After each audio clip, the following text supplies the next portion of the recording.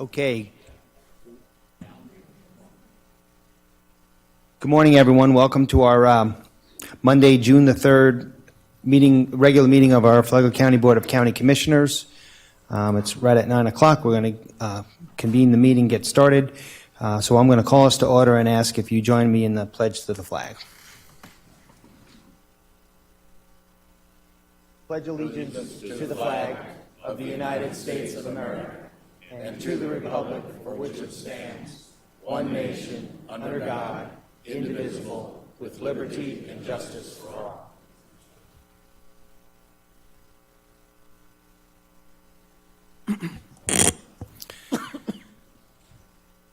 And please join us as we observe a moment of silence, remembering all the good things in our lives, the first responders and the military men and women who serve our country, both here and abroad. I would also ask you to take a second and just think about the the folks in Virginia Beach that suffered a tragedy last week. It's just amazing, you know, whether you go to school, you work in an office building, or you work in a factory, no one's immune from violence like that, and it's just an awful, terrible thing. And so I would just ask if you join us in a moment of silence thinking about that.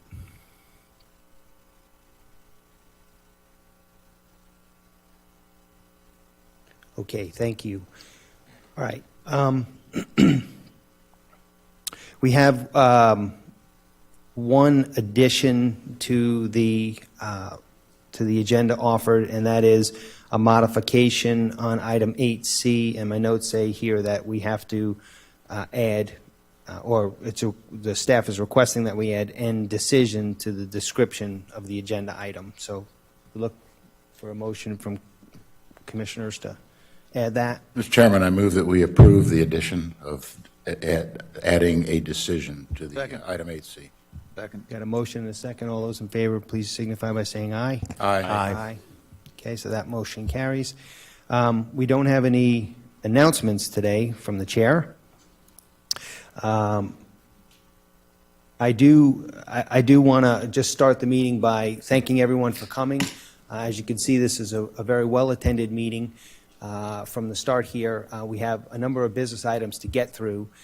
And I know a lot of you folks are here for the Captain's issue, Bing's Landing issue, and we're going to spend all the time we need to spend on that. I do want to just alert you to a challenge or a decision point we're going to have to come to here. We have a noticed budget workshop meeting at 1 o'clock.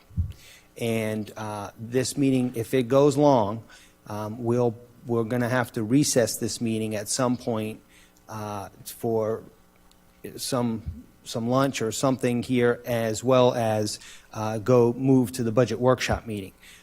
It's the preference of the board. I believe that if we do that, we have a hard time. We have to start the budget workshop meeting at 1 o'clock.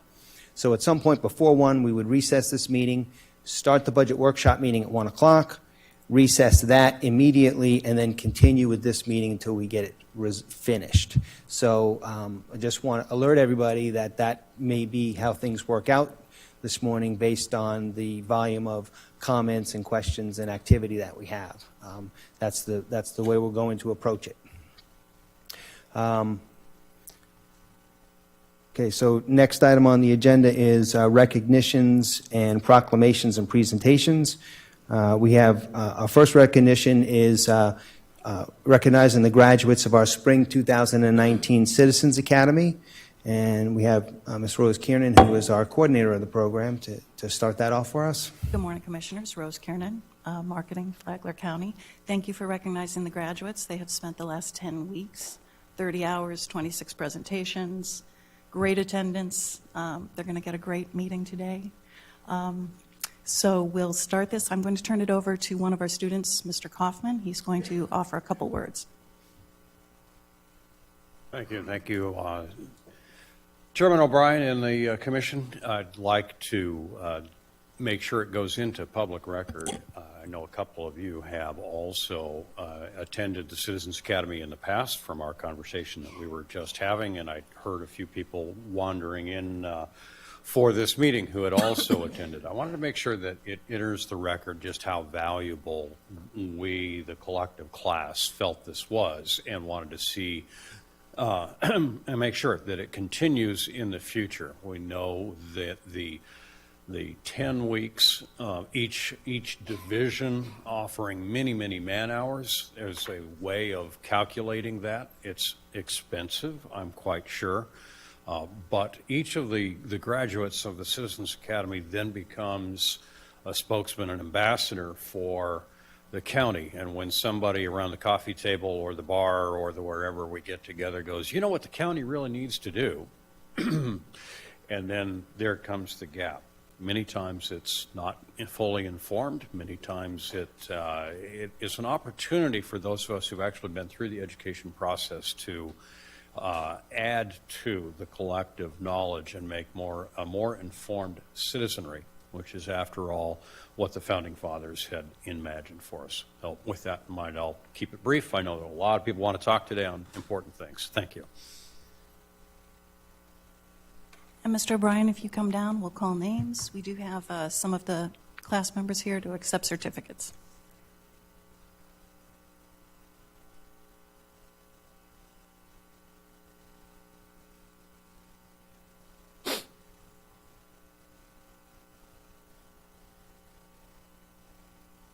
Okay, yeah.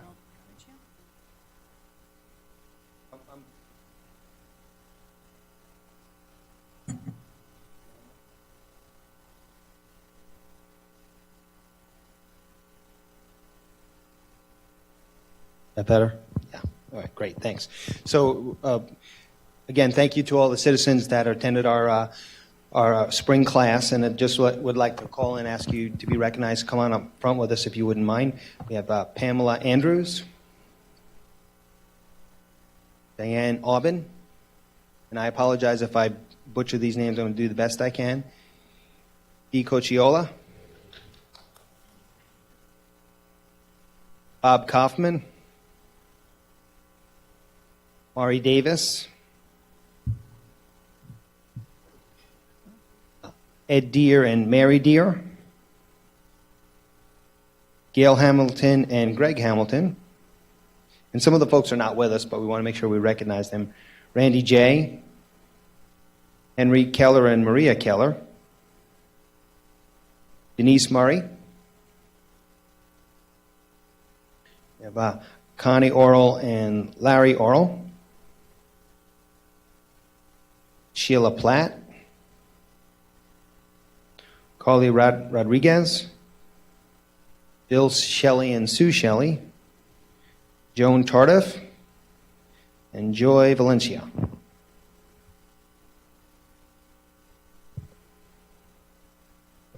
You need to probably move so you're centered for pictures. Just try to take some pictures. So could I ask the audience if you can give these folks a hand for attending our class?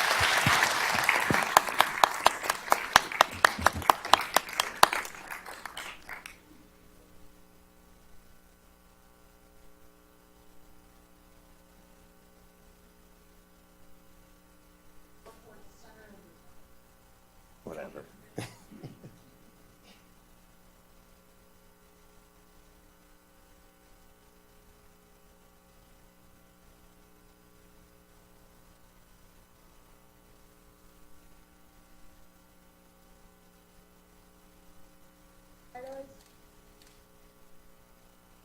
Congratulations, guys.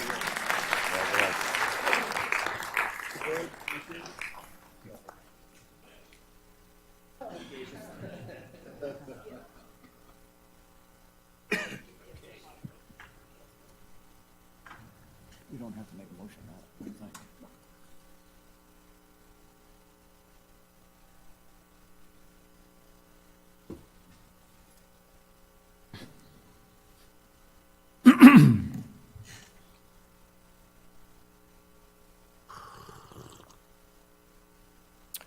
Okay.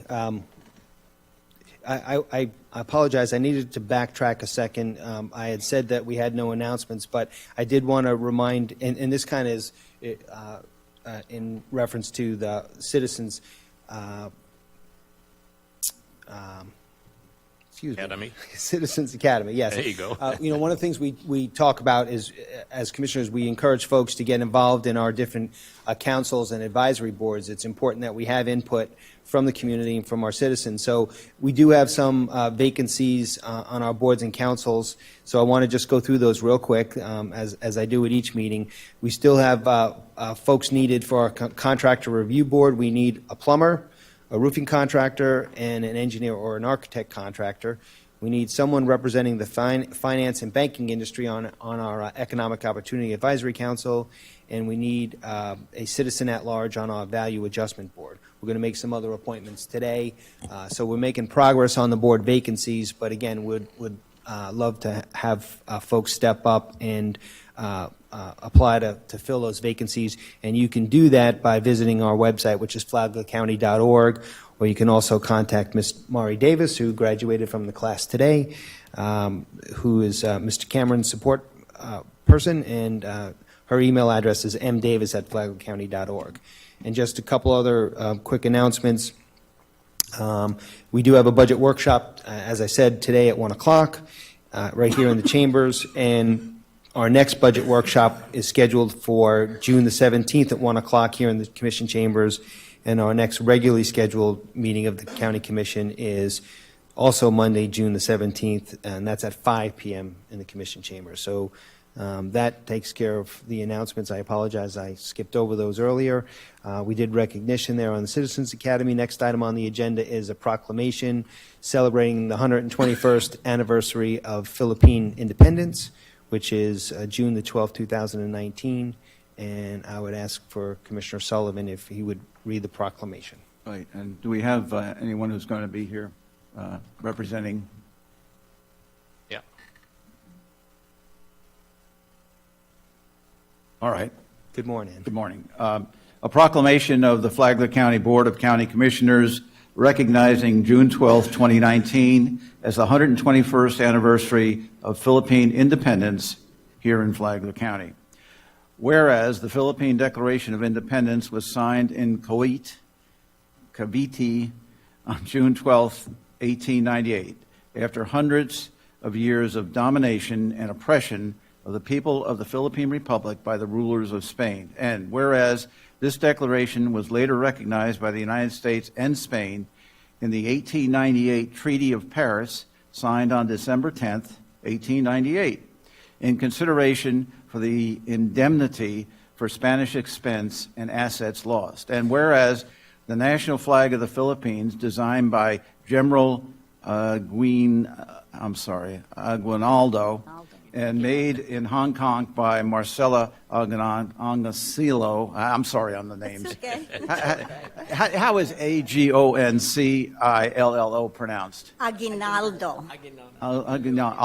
Lorenzo Aguinaldo and Delfina Herbosa unfurled for the first time and was followed by the performance of the Marcha Filipina Magadalo, now known as the Lupang Hinirang. Lupang Hinirang. Lupang Hiringa, and the national anthem. And whereas there exists between the United States and the Philippine Republic a very special relationship, which is due only in part to the fact the Republic was once a protectorate of the government of the United States of America. And whereas the American people wish to enhance this friendship with the Philippine community by joining in the celebration of the attainment of their independence by viewing the special displays, tasting ethnic food, and enjoying their costumes, art, and music. And whereas on June 12, 2019, the Philippine Republic celebrates its 121st anniversary of independence,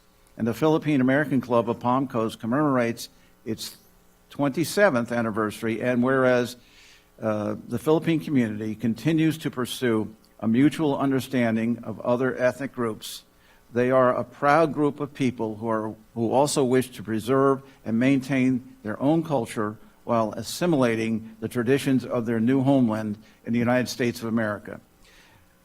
Now, therefore, be it proclaimed by the Flagler County Board of County Commissioners that they hereby recognize June 12, 2019 as the 121st anniversary of the Philippine independence.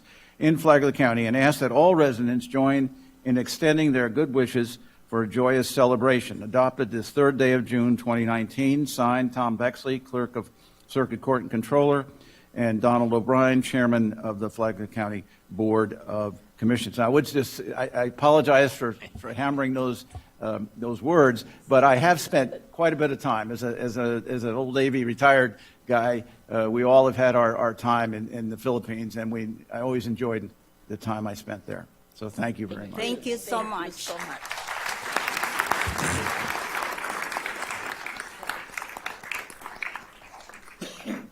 Would any of you like to say anything? You're welcome to do so if you like.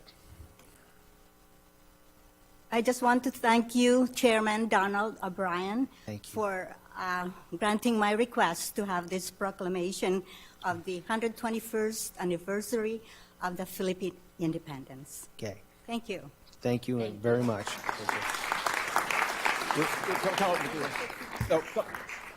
Would you all join us for a photo?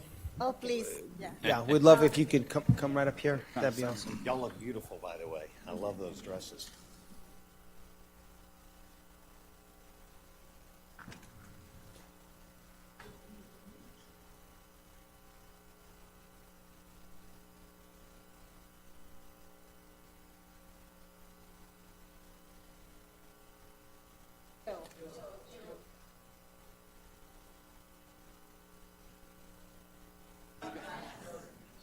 No, never mind. Never mind.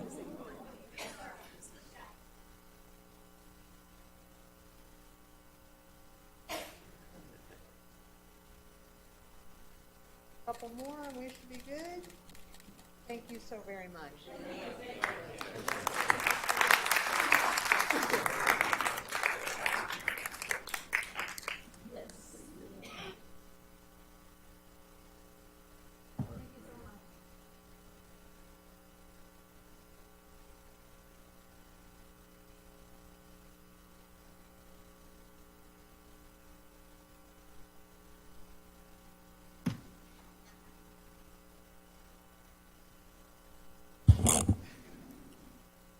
To entertain a motion on that proclamation.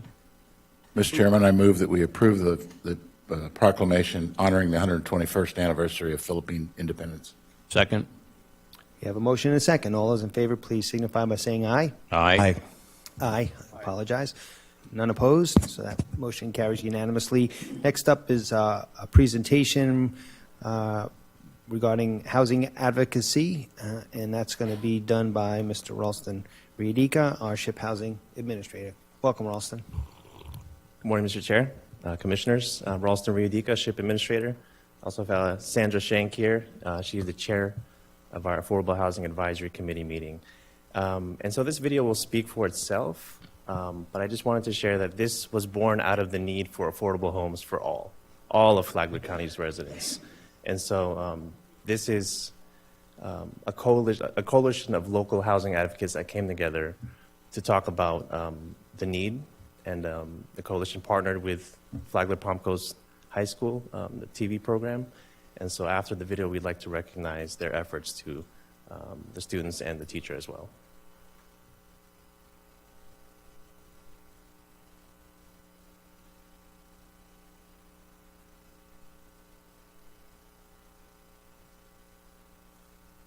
Affordable housing is a very hot topic, and many people don't understand what affordable housing really is. When they hear of affordable housing, most people think that we're referring to projects or neighborhoods where their socioeconomic economic status is so low that it's high crime, but it's not that. Affordable housing is workforce housing also. It is housing for people who live at or below the area median income.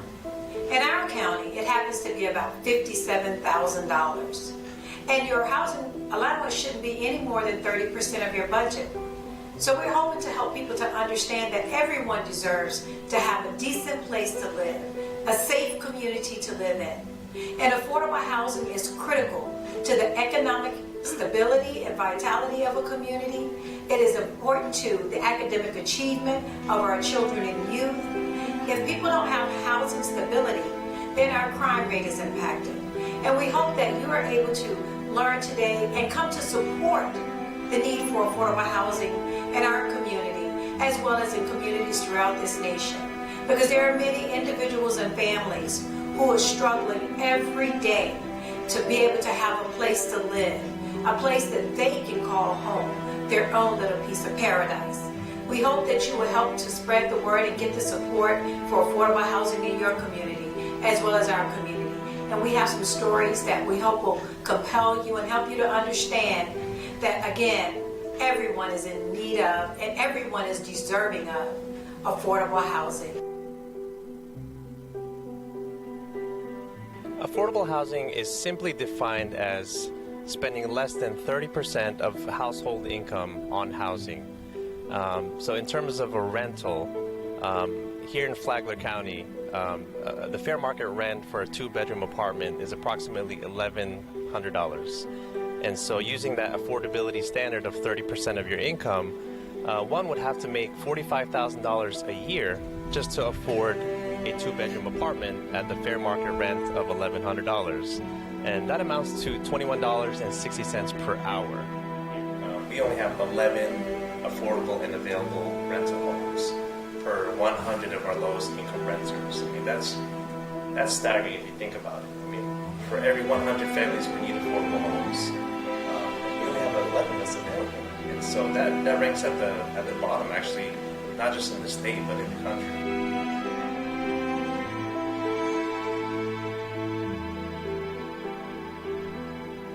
Well, I first started with Habitat for Humanity, being a single mother and trying to make ends meet on my own. It's very difficult to do with 3 children. So I found out about the program of Habitat for Humanity, and I went and applied for it. They told me what would be the process of going through it, and doing the hours and meeting the people and just becoming a family and being able to afford my own home.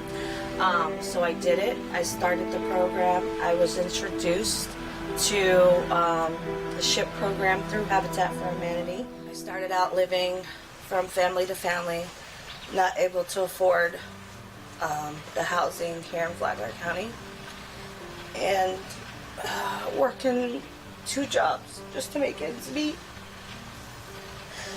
to give my children a place to call their own. And it was very difficult for me. Me and my family we broke apart because living together made it so stressful and fighting all the time. Everybody in a small place, it just became so difficult.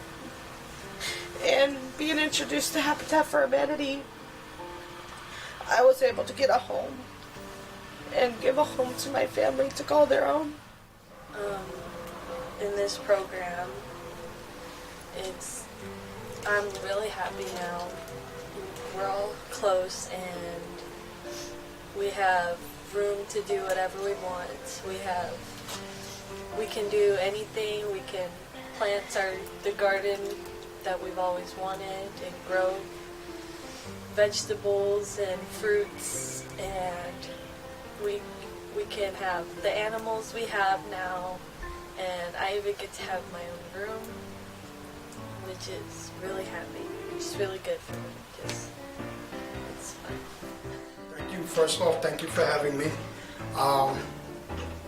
The issues with affordable housing is not just a problem that's in Florida, but it's actually a problem that's on a national level.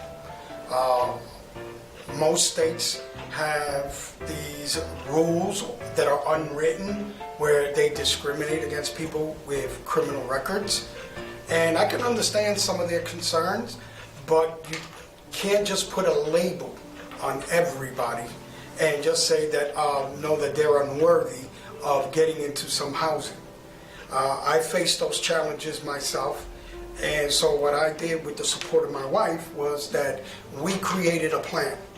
Yes, so I'm a Flagler County native. I was born and raised here, went to high school here, college here, went to get my bachelor's in Jacksonville. Now I'm here with my degree and I'm working, and it's been a struggle to have that independence and find affordable housing in my price range. When me and my family was homeless, we used to sit in the hotel lobby with other occupants of the hotel and weekly look at the ads for homes that we could possibly afford. And when we'd be like, oh no, I can't afford that one. Can you afford that one? You and your husband work. Oh, I can't afford that one. Can you afford that one? And we would literally do this weekly. And when we would get information from agencies or something, we would share it with each other. Like, we became a community in that hotel lobby. Literally. It's not just about young people, it's also about older people who may have lost a spouse, and now they can no longer afford to live where they are, and they want to stay in the community, and there isn't enough affordable housing for them to remain in the community after they may have spent a good amount of their retirement years here and have friends. So we also need to be talking about that. Absolutely. How do elderly people age in place? Not every senior needs to be in assisted living. And, to be able to do this with my family, because I wouldn't have been able to do this on my own. So that's one thing I want to clarify, that when you as an individual who wants to be a homeowner, the family needs to be involved. Your significant other, that's your partner. And so therefore, the discussion needs to be had about how you're going to go about doing this. And again, the most important and crucial aspect to getting to fulfill your dream of being a homeowner is developing a plan. I don't currently work in Flagler County. I currently work in St. Johns County because of the wages they offer here in Flagler County. I couldn't afford to live here. So what I want people to know, people that say, I don't want this in my backyard, affordable housing is not bad for your community. It's good for your community.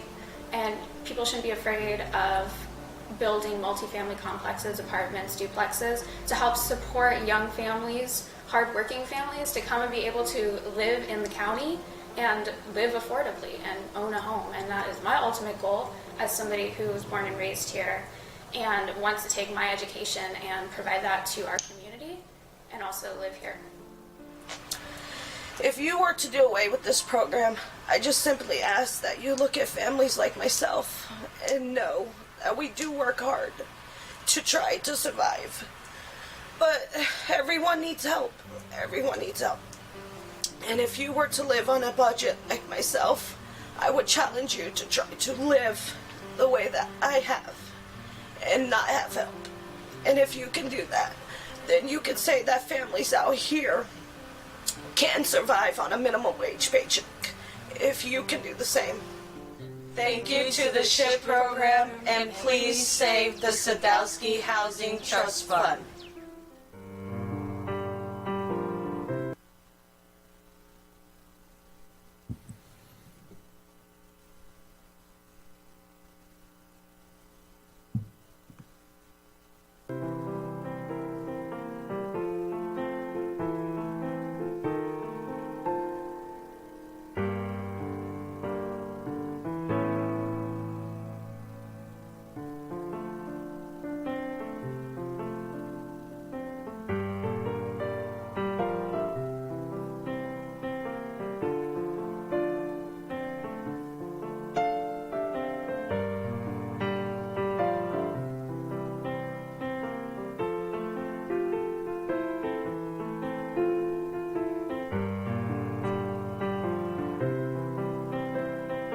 Thank you, commissioners and audience, for taking the time to view the affordable housing video.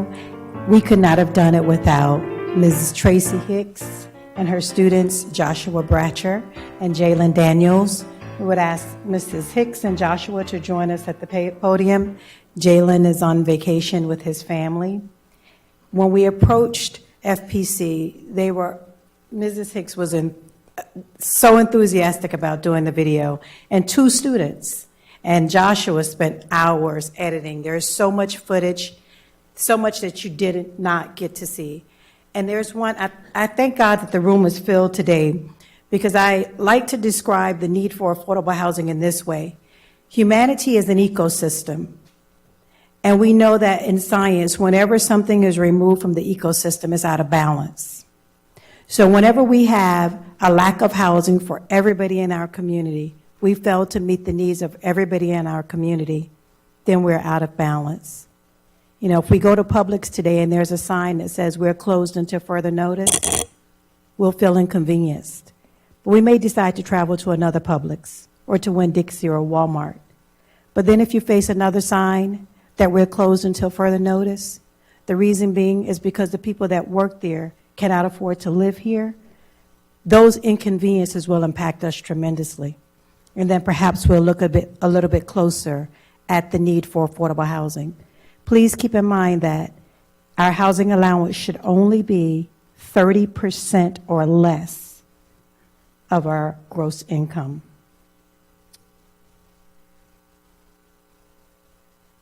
Well, we'd like to thank you for coming to us to create this visual, and I hope that the message gets out to where you need it to go.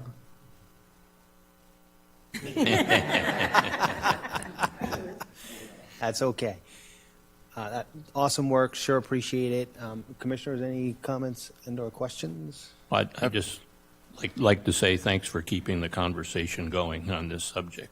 It has to get out to many more people, et cetera. And congratulations on getting the ball rolling. A quick question for Ralston. The Sadowski funds, Senator Hudson intimated that we got quite a bit of money this year. Is that true? Or no? I'm not aware of that, sir. We actually got a lot less than we could have. The legislature swept it up again? Yeah, so we could, if fully funded, we would have received 1.3 million, but we're getting 350,000. So that is just unacceptable. That's part of the advocacy campaign that we've developed. Okay, Commissioner. Yeah, and I'd say yes, thank you very much for the efforts here and to keep it going. And this problem is not just like a separate problem. It goes across the board. It involves city coding, city and county coding, rules for housing, how big they have to be, and so on and so forth. And the last thing I heard, Commissioner Hanson from the legislature, was that the Sadowski Fund was funded more than it had been the previous year, but it's still only about 65% of it went to affordable housing. They still took about 35% of it for other reasons. Right, and if I may, that amount is 125 million that they've swept into the General Revenue Fund. And so the amount of the sweep is actually more than the actual allocation to SHIP, which is 45 million throughout the state. I want to say I appreciate the video, and it is not just to keep the project talking about, it's a time of action. We need to take a time of action in the county. Jobs and industry are well on their way, and we've got to have the diversified housing. We've got to have a balance. I think it's a perfect time to start focusing west of 95, and let's start focusing on that development and bring industry and balanced housing. But the actions are going to see the fruits of the labor very soon. Okay, thank you, Commissioners. Very much. Thank you, guys. Thank you, guys.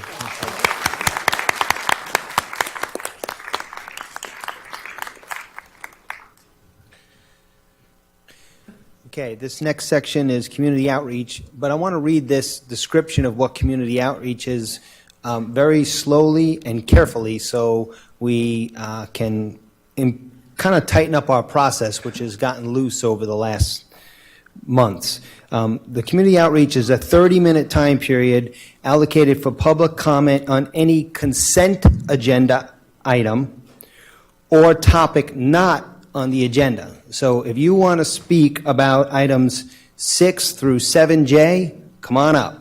If you want to talk about something that's not on the agenda but doesn't include the items in 8, then come on up.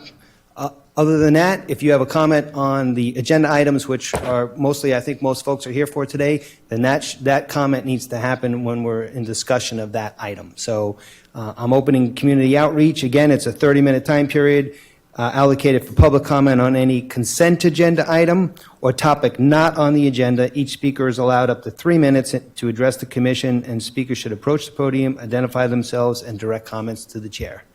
Good morning, Mr. Mayo. Good morning. George Mayo, Palm Coast.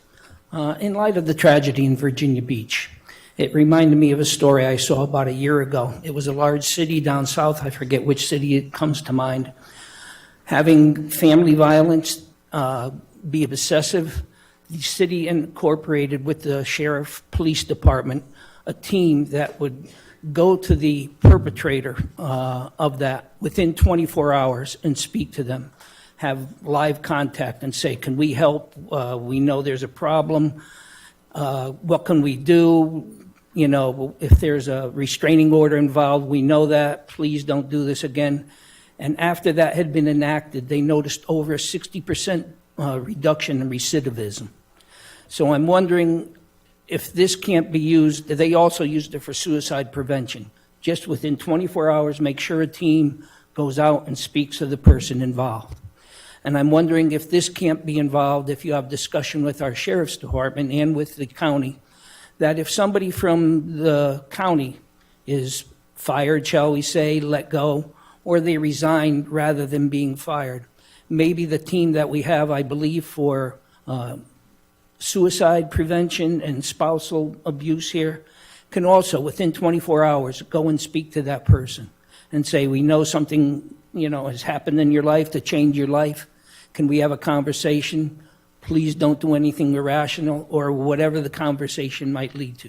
I'm hoping that this can be beneficial, and I know all our county workers here are probably thinking twice about what happened yesterday. We have a great county here. I don't want to see anything happen to our county workers or any of our citizens. So maybe in the future you can have the discussion with the sheriff's department to enact a program like this. Thank you. Thank you, sir. Next speaker.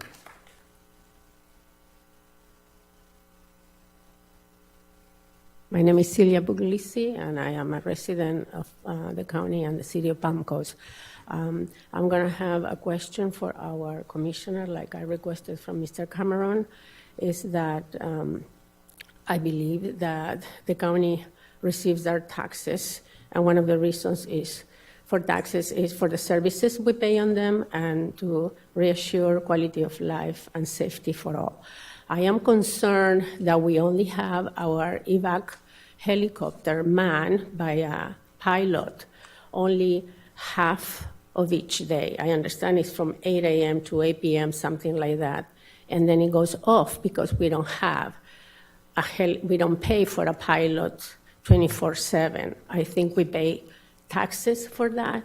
It's part of our services, and I think our helicopter should be manned as it is there to be served all of us, whether for fire emergencies, whether for evac of a major injury on an accident, which could save a life if the helicopter is not available at night and a terrible accident takes place.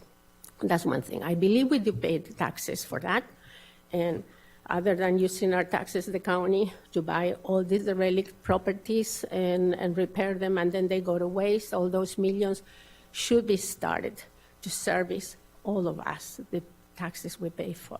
Second, in this item that was just presented, I am all, as a resident and taxpayer, for affordable housing. It's needed. We have a high rate suicide around us, and one of the reasons is because some of these people are going to be evicted. And we want to make for these families affordable housing.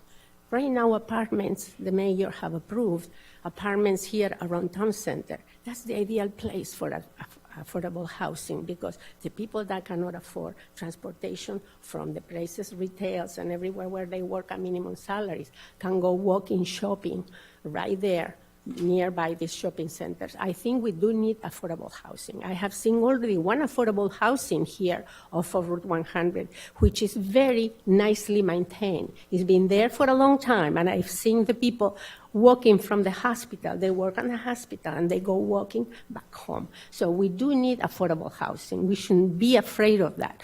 We have a lot of starting job pays around here, retail, service, hotels, restaurants. These young people or elderly working there might need a place to live for $300, $400 to rent a month. And one other thing, when we become elderly ourselves and we cannot maintain those big houses and we cannot pay maintenance like it's going to happen to me pretty soon, we will need a nice, maintained, safe, affordable housing. Thank you very much. Thank you, Ms. Puglisi.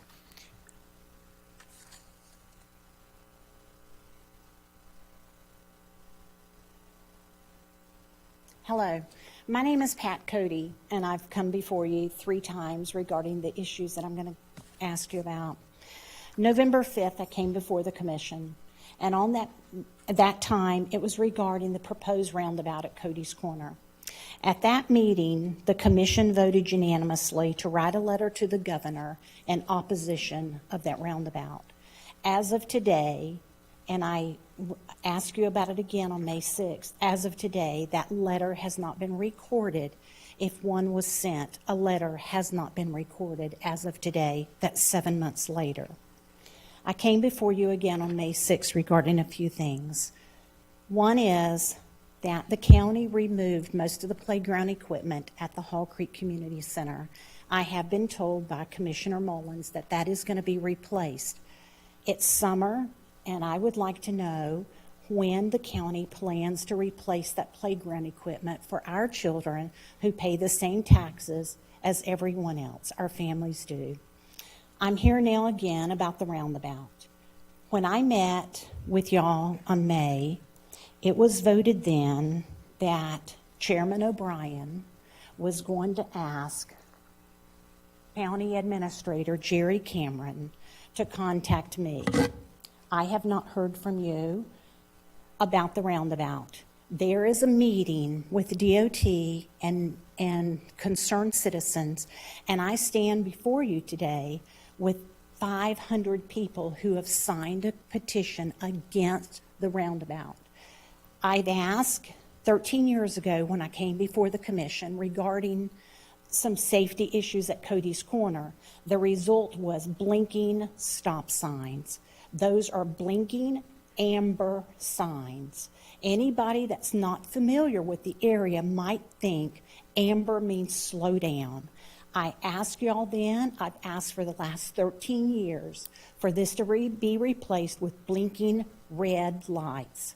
There is a meeting with the DOT and concerned citizens on June 10th. When we go into that meeting, DOT is going to have their information. I've been advised of that. But I want to go in and say this is what the county commissioners have voted to do. Are you going to put in the blinking red stop signs that y'all have discussed and I have been told were $5,000 each? $10,000 is a little bit of money to pay for safety when the county, in my opinion, spends a lot of money in foolish ways. So as citizens, I want to know, are we going to get the blinking red lights, and can I say yes or no on June 10th? Thank you. Next speaker, please.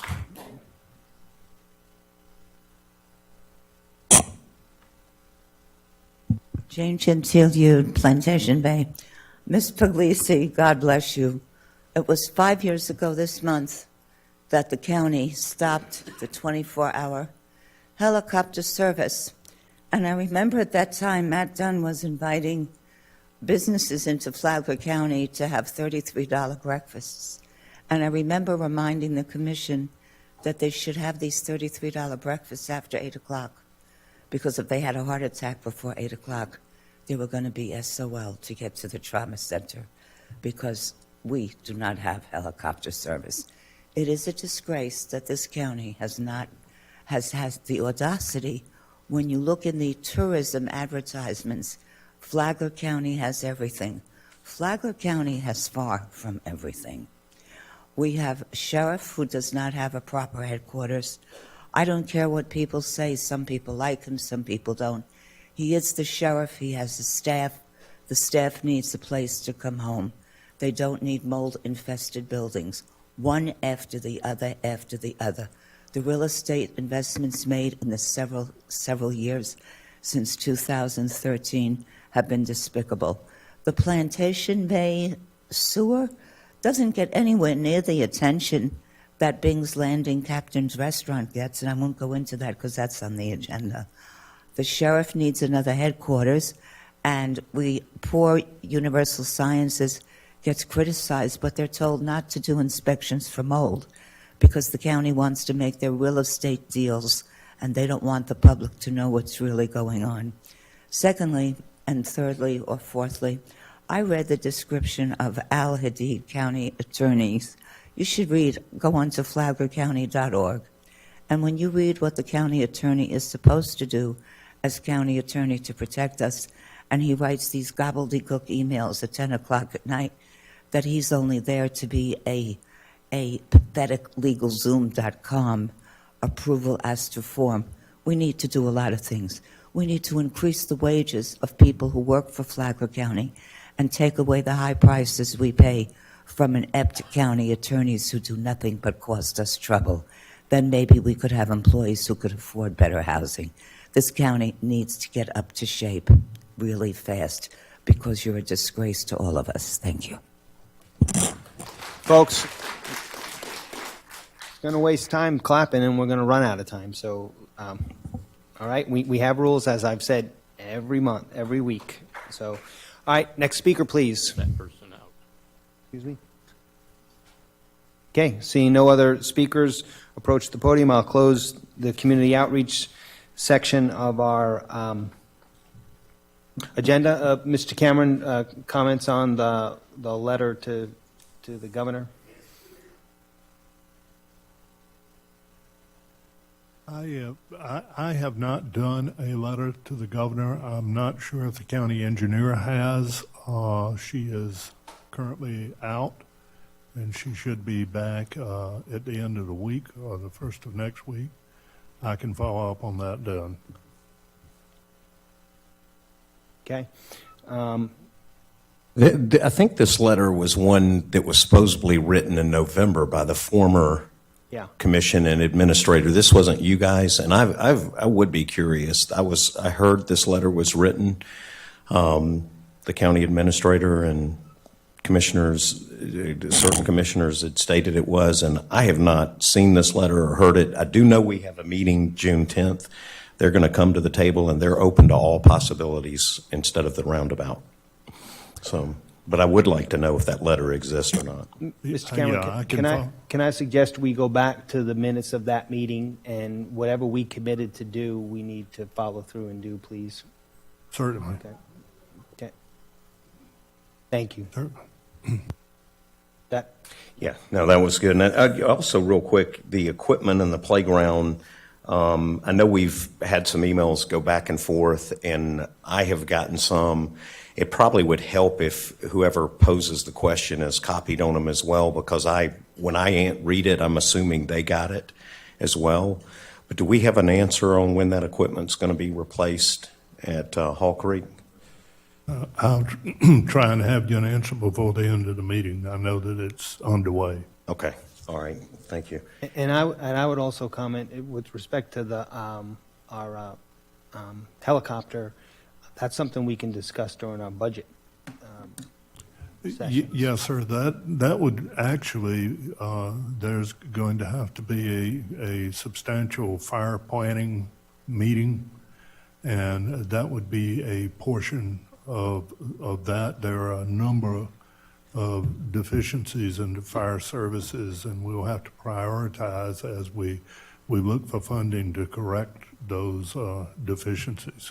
Right. It's not as simple as just flipping a switch. We have to figure out how to pay for it and coordinate that with everything, all the other priorities at the same time. Yes, we have fire stations that are in desperate need of replacement.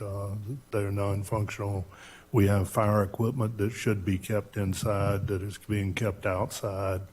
That creates a number of issues, which includes ISO ratings that affect taxpayers' insurance rates. So there are a lot of issues surrounding fire services that we need to get to. We've just been consumed with about 3 issues here that have taken up a lot of the time that we would have used in planning. Okay. Thank you. I want to move us forward to the consent agenda, starting with you, Commissioner Erickson. Any items to pull? I had, I believe, 3, 7D, 7G, and 7J.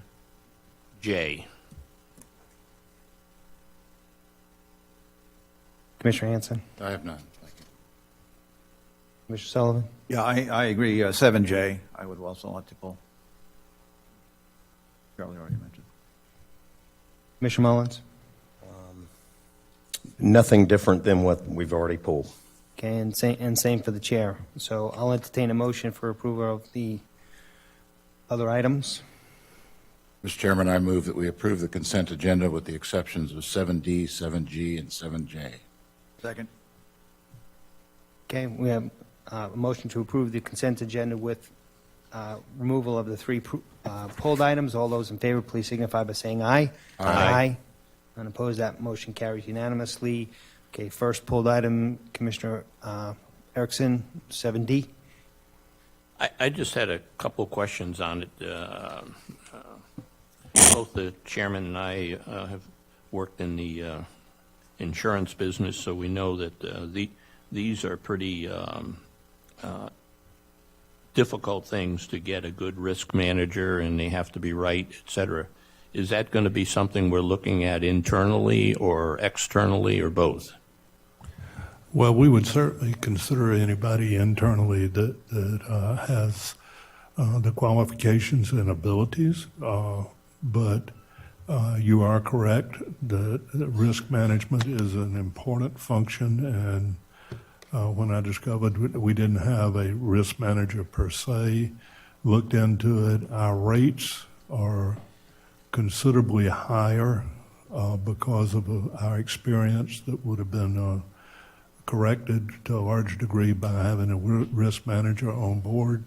We are paying, I believe the number is approximately $150,000 more a year in premiums because of our experience, and we really need to move forward with doing that and consolidating in one place with a reminder system of insurance policies and renewal dates and people that have named us as additional insured, making sure that we remain as an additional insured for the term of the relationship. So it is a critical position. We love to find people inside our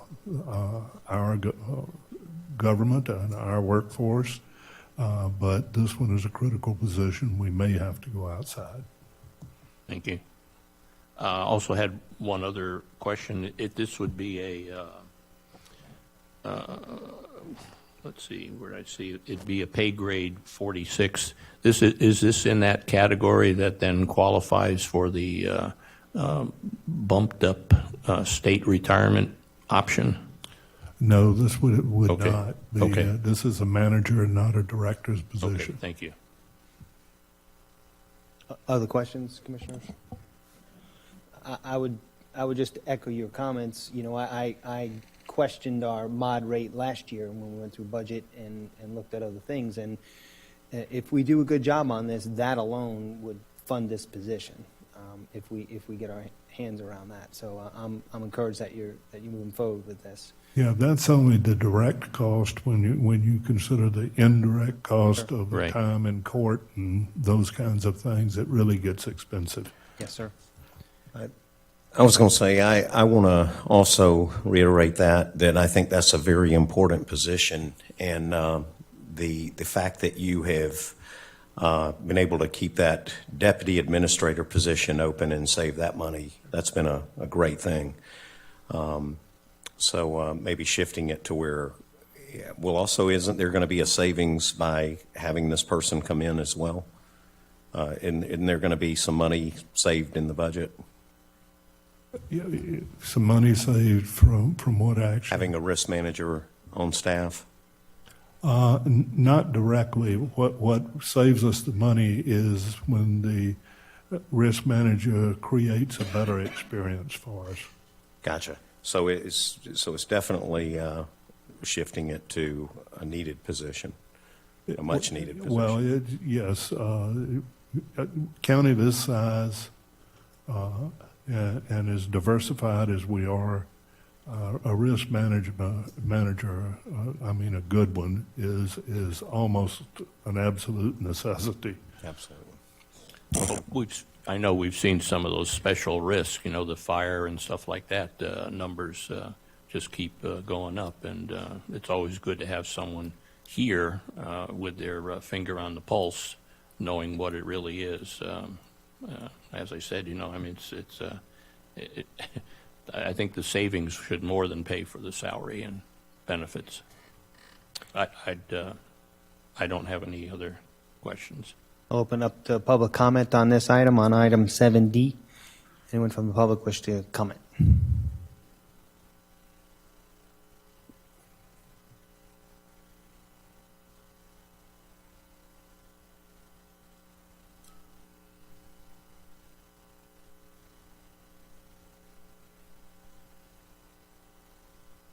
Good morning.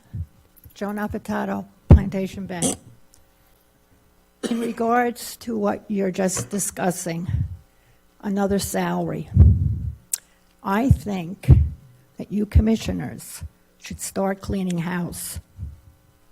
We have an attorney, Al Hadid, that has an assistant and a secretary, okay? When something happens in the county, like the lawsuit with Bing's Landing, the county had to go outside for another attorney to represent the lawsuit. Now, why do we have a county attorney that cannot do this? Also, the engineer, Faith Al-Khadib. You go outside for engineering people to give you advice on issues, and we're paying her a hefty salary also, along with an assistant. We taxpayers, nobody is funding us or giving us credits for anything on our taxes. This has to stop. And I would personally appreciate if each and every one of you commissioners would do your homework. Because when Bing's Landing comes up, I have a discussion there. Thank you. And please take into consideration what people have to say when they come up and address you in regards to issues. And don't let it go in one ear or out the other, like the lady that got up and spoke about the roundup up at Western County. Took her 5 years. And I've been before you people many times, and nothing has happened. Thank you. Any other comments on item 7D?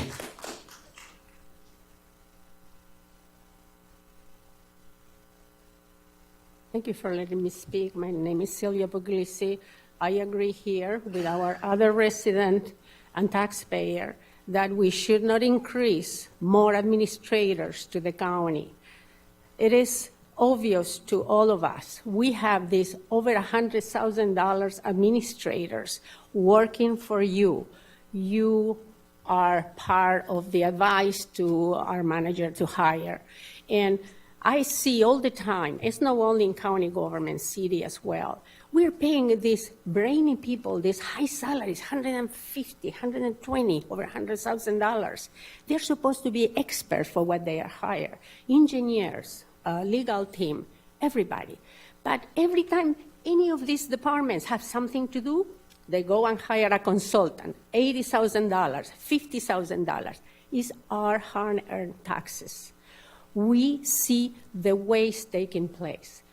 You hire, through your management administrator, these highly trained, knowledgeable administrators, managers, and every time they need something, they have to go for a consultant. We don't understand that.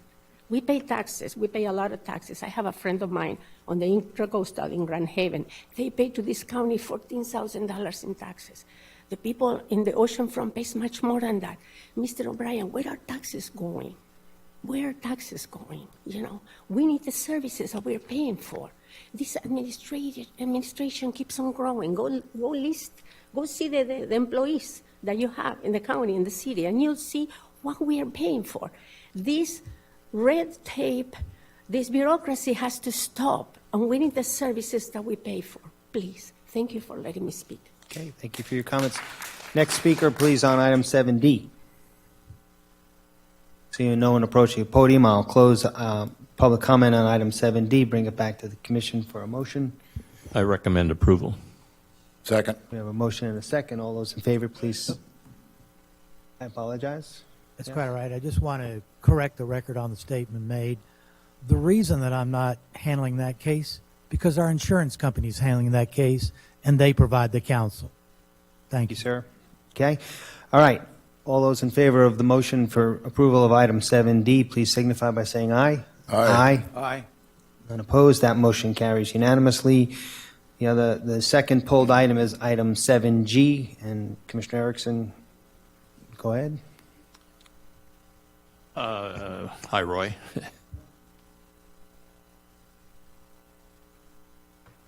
Morning, Mr. Chair, Commissioners. Roy Seeger, Airport Director. Roy, how large is this in regard to the Ginn hangar that we have down there? What is this? Is this the 100 by 100? Correct. So this is Okay. going to be a 100 by 100, which would be the same size as the former Ginn or now Delta Engineering facility. Okay, that was my second. My second question was going to be, did Delta move into that? They're from what, New Jersey, is it? Delaware. Delaware, Matter of okay. fact, we just renegotiated, and they are going to be signing another 5-year lease as well. Good. And it sounds like we have a somewhat unnamed possible resident don't- for that one. Correct. The people that we're going to negotiation with, they do not want to have their names released yet. However, but this is actually really pretty exciting for the county. So it's the first time we've ever get one of these grants. And basically, what I've done is got this private company. So they're going to be putting $600,000. I was actually to get FDOT to put in $600,000 for a $1.2 million facility, which will be at the airport, and it will be 15 to 20 jobs as well. And it'll be no cost to the government. And plus, on top of that, they'll be paying the airport a ground lease where that facility be as well. And if I'm correct, also, they do have to be aero support, a job. Correct. So they're actually going to be inside the AOA, the airport operating area. So they will have direct access to that, to the airport. And so what they do, they're a CNC company. So they machine aircraft pieces and parts, and for some pretty big aircraft manufacturers. So pretty exciting, and we see this really going a lot further as well. Yeah, the map was a little bit hard. What is it, just further down the, to the east of where the admin building is? Correct. It is Okay. going to be east of where the corporate hangar is. Okay. That opened up a big area where, once we moved the runway, some more developed area in that area. Well, Questions, I've always said that airport is our heart, et cetera, and it's attracting good employers that when they move in, they stay. Correct.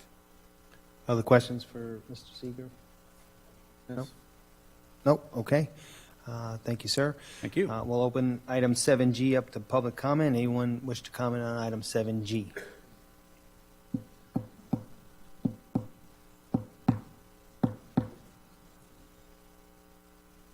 Sorry, I live here since 1991. And I Please, you have to identify yourself again, Ms. Puglisi. Celia Puglisi. Thank you. Living in the county and in Palm Coast. I moved here in 1991, and I've seen before this county and after we incorporated in the city of Palm Coast. So I have a lot of views of what has been going on and now. To what Mr. Erickson said right now, he said that every corporate brought jobs and a great thing to this county. Well, I guess you forgot Bobby Ginn. We're still paying in our taxes the bond for this huge hangar for his oversized airplane. We're still paying for that he left us hanging with a little money payback. Were not those success stories. Cakes Across America was another goof up on corporate people arriving to the airport not complying with what they promised to the county.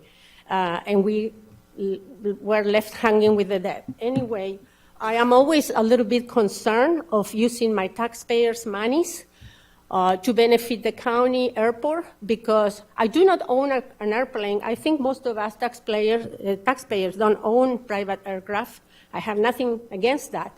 But what I would say is also these private corporate companies should fund their own, not being also one more private entity, which is a wealthy one, because anybody can buy an airplane, funding the airport all the time. So I see $60,000 request. I know that probably a grant is depending on that, but I would like you to just be very careful the way that you're using our taxes for that small group of people that use the airport. And know all in the airport were success stories. I just wanted to add one more thing for when I spoke before about the affordable housing. We have to think that sometimes in Palm Coast, we endure that the people that cannot afford housing, they sublet a regular one-family home and create a real mayhem of many cars parking all over. That's one thing that we will be able to avoid, having affordable housing in the proper places. Thank you so very much. Thank you. Mr. Seeger, would you like to correct the record on that, please? Thank you.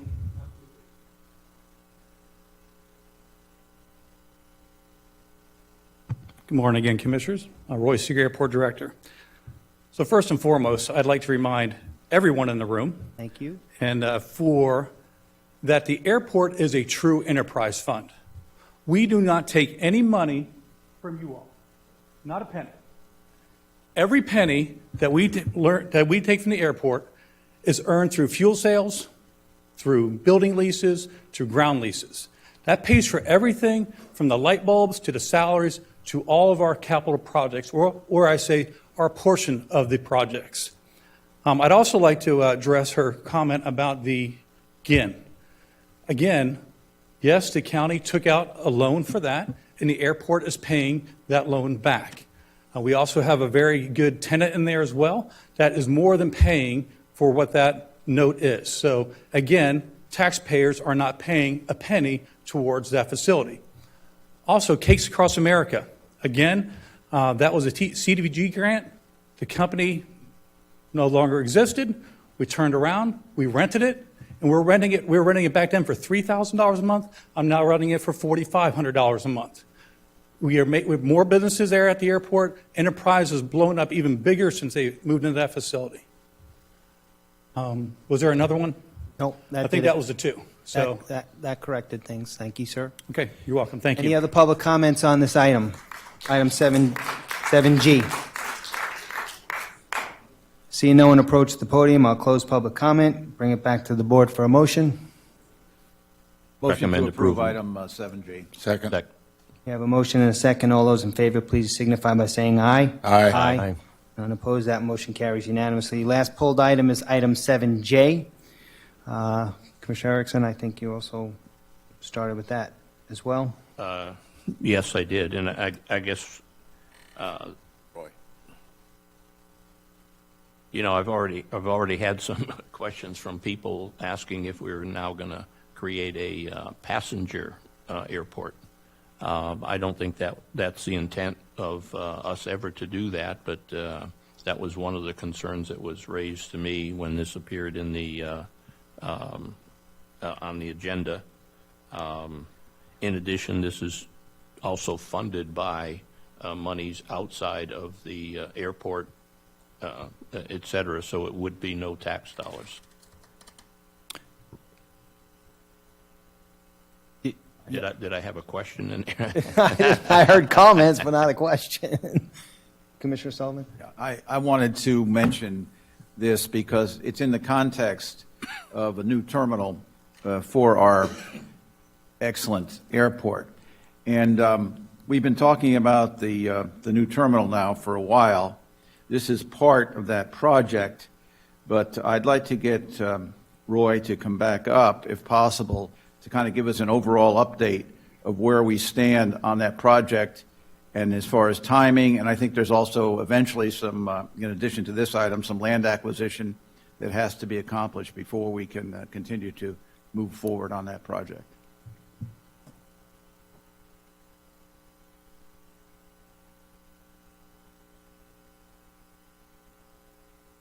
Good morning again, Commissioners. This must be the Roy Seeger Show today. Just kidding. So the General Aviation Terminal Facility, where we're at with that. Right now, we are currently in design. We're 60% design, moving toward 90% design. We did get a little stopped a little bit because of we had to do some property acquisition. Because what we're trying to do is also, not only with this GA terminal facility, we also have to fix the road areas in the front as well. Well, this roundabout that we want to put in actually goes on to the property that's just to the east of us. So we're working right now with that property owner to purchase that property as we speak. And I actually had a conversation with that property owner yesterday, and we'll be moving forward hopefully shortly here with the acquisition for that property.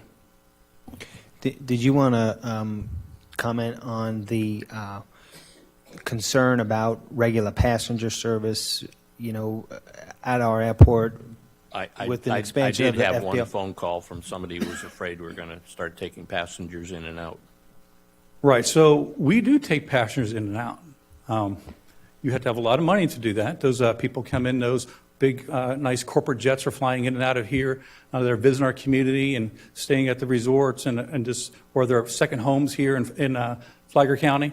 But become a true passenger service airport, I don't think it's ever been the needs of this county nor the wants of our commission. If we ever want to do that, we'd have to turn the airport into what they call a Part 139 airport, which would be for commercial services. And I would, as your airport director, I would strongly not recommend doing that. I mean, I can point out to other airports around the state that have tried. Look at Lakeland. Look at as close as St. Augustine.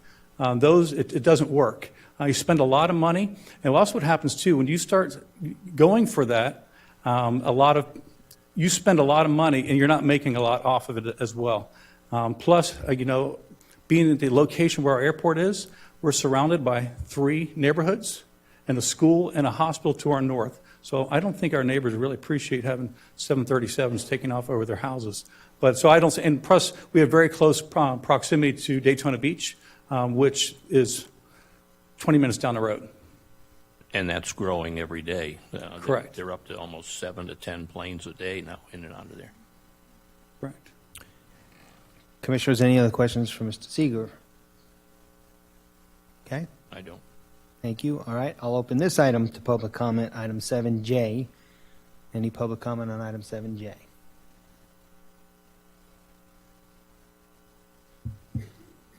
Welcome, Commissioner. Good morning. Rick Belhumor, Flagler Beach. Just curious, with all the stuff going on over at the airport, it's had a new name for better part of 2 years now? The Been quite some executive, time. the executive, you mean? Yes. Just wondering when we're going to put a sign out front that says that. Just making sure that doesn't get forgotten. Okay. Yep, I'm sorry, he's going to earn his money today. It's about time. Morning, Commissioners. Roy Seeger, Airport Director. The sign, yes. One of the reasons why the airport hasn't changed, we changed the name of the airport several years ago. It still says Flagler County Airport in front of the airport. The reason I haven't changed the sign yet is just because money. And also, when we rebranded the airport, we wanted to rebrand the whole thing. And really, that's going to come into what we plan to do with that whole front of the airport. We've been in discussions with several different developers about what we want to do with the front of that. And I was just really waiting until I don't want to go spend $30,000 to fix a monument sign. Then down the road, we need to tear it down. So I'm just using my fiduciary duty not to spend money that I think I might be tearing down in the near future. Okay, thank you. Any other public comments on this item, 7J? Seeing no one approach the podium, I'll close public comment on this item, bring it back to the commission for a motion. Recommend approval. Second. We have a motion and a second for approval of item 7J. All those in favor, please signify by saying aye. Aye. None opposed. That item carries unanimously. Okay. On to general business. Item 8A, consideration of reappointment or appointment to the Library Board of Trustees. And there's a request to either appoint Mr. Michael Hendrick to the Library Board of Trustees for a 3-year term or retain Mr. James Ulsimer, and welcome Maury Davis. Good morning, Commissioners. My name is Maury Davis, Executive Administrative Assistant to the County Administrator, Jerry Cameron. This morning we have 2 citizens applying for the Library Board of Trustees, as you already announced, Mr. James Ulsimer for reappointment and Mr. Michael Hendrick for appointment. Before you are your ballots in front of your seats. Is either one of them in the audience, or? I'm not sure if either. I didn't. No? Oh, I'm sorry. Sir, would you like to introduce yourself? I apologize. Microphone. Sorry, Mike, could you, I apologize for making you walk up there, but got to get it all on the record. Yeah, my name is Michael Hedrick, and I've lived in Flagler County just about 2 years now. Okay. Well, thank you for applying and appreciate you coming this morning.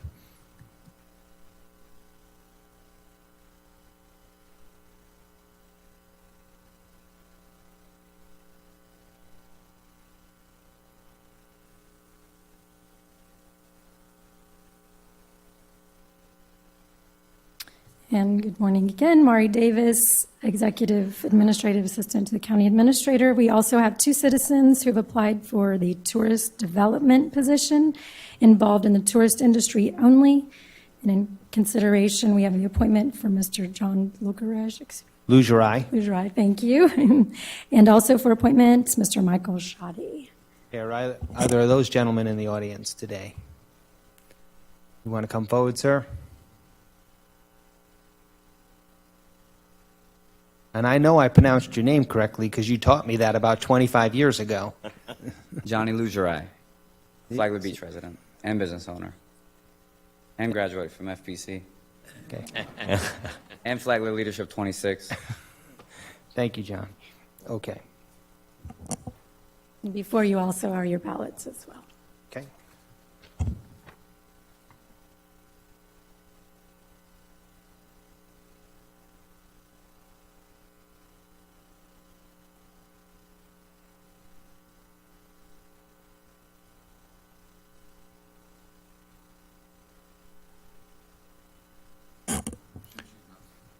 You going to announce the results, Ms. Davis? We can just get it done now. Yeah. Yep, just rather than bang through it.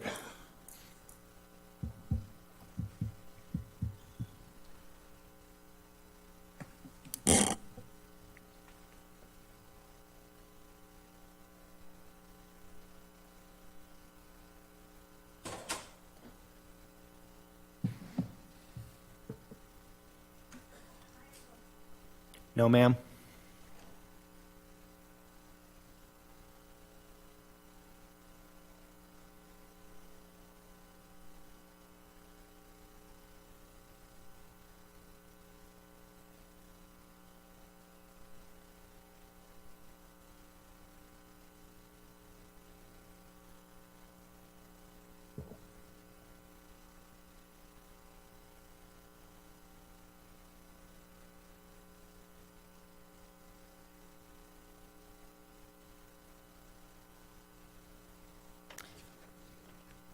Maury Davis, Executive Administrative Assistant. We have 5 votes for Mr. Ulsimer for reappointment. And we have 5 for Mr. Lugerai. Lugerai for Okay. appointment. Thank you, Ms. Davis. So can I get a motion, Commissioners, on each one of these items, please? Mr. Chairman, I move that we approve the reappointment of Mr. Ulsimer to the Library Board and Mr. John Lugerai to the TDC. Second. We have a motion and a second. All those in favor, please signify by saying aye. Aye. Aye. Okay, thank you. Those 2 motions carry unanimously. Okay, item 8C is our discussion of Bing's Landing and a decision as to how we're going to move forward here. And I'm going to kick this off, I guess, with you, Mr. Cameron.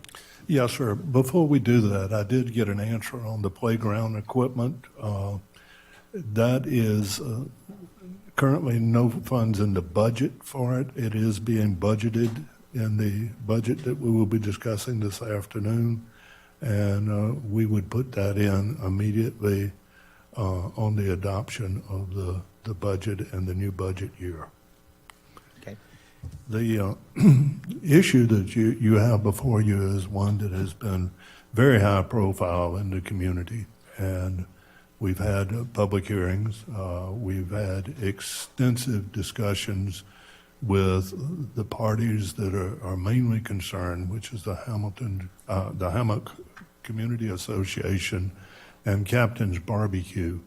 We've been very careful to make sure that each of those groups has equal time here, and we have structured the presentation today where they will be presenting their positions, and we are going to allow that. Then we will give you concerns and our positions after that is completed and questions have been answered there. The position of the community association has not been modified by administration in any way. It is being presented to you as they wish it to be presented to you. We've asked that there be 10 minutes for each group, the captains and the Hammock Community Association, to present. And with that, I do need to disclose that we did do considerable modification to the captain's position because it consists essentially of a lease, which would be in lieu of the lease that is now in place. And because that lease is a legal document, we had to be comfortable that we would accept that on the legal basis, if that should be your choice. And with that, would appreciate the opportunity for the Hammock Community Association to present their proposal to you.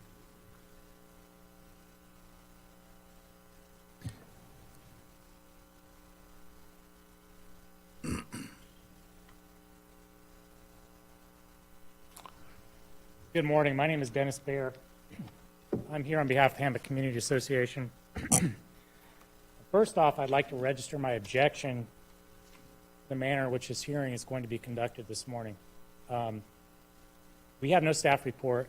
We have no recommendation from staff, and yet I'm supposed to come up here and address this board without knowing what staff's going to recommend and with no opportunity to rebut it. So for the record, we object on grounds of due process.